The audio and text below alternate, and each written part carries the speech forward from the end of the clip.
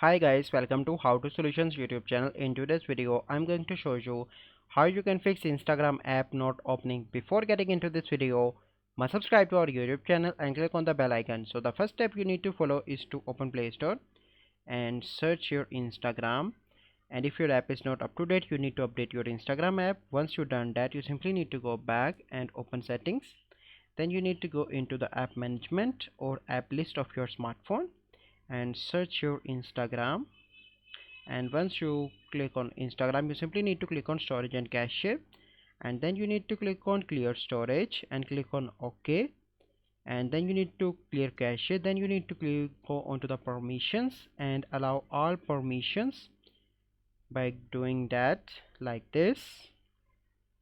Okay, once you complete that, you simply need to go back and open Instagram, and the Instagram will work without any issue.